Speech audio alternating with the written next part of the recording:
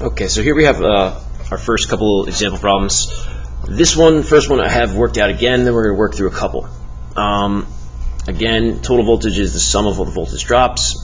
Total current, all right, that's actually current through resistor 1 is equal to the current going through all these. So no matter what, once you find total current, or if you have these, it's the same everywhere. Total resistance is the sum of all these guys. So here's Ohm's law, which we're going to use.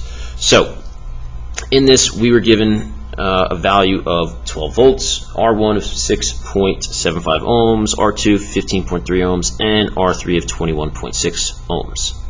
So I start off by making this little table. What we were given at first, all right, were just these. We were given the resistance of this guy, and this guy, and total voltage. Everything else was blank to start.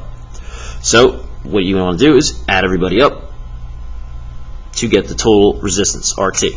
All right, you're just adding everybody up. Now, since everything else technically was blank, you need 2 out of these 3 variables in order to solve using Ohm's law.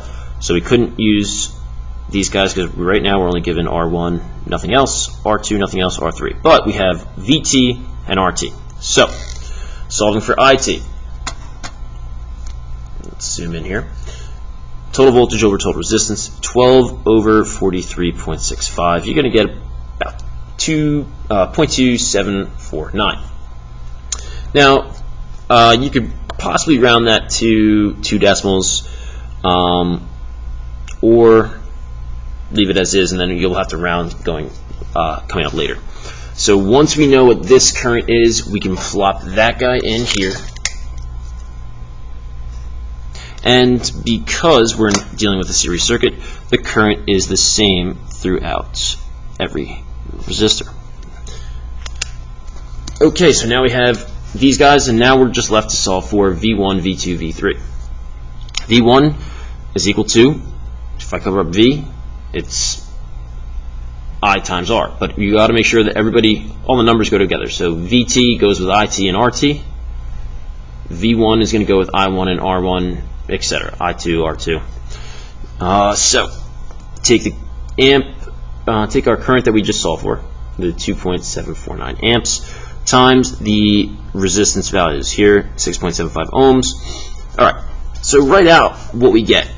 I got this 1.855, the next one 4.206, and then the last one 5.937. Now the problem is when I add those up originally, I get 11.998. That's not exactly 12. All right, it's got to add up to be exactly the total voltage. So what we want to do here is we want to round. So you round these guys, and you're going to have to play around with the numbers occasionally.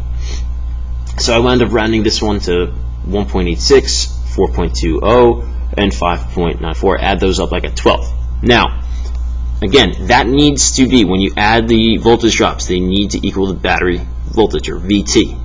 So we can round to 2 decimals. All right, we want to make sure we round to 2 decimals so it's easier. Now you may need to play with those numbers. These numbers could have been, all right, I could have made this 1.85, 4.21, and 5.94. Either those would be acceptable answers, all right, for me, hopefully for your teachers as well.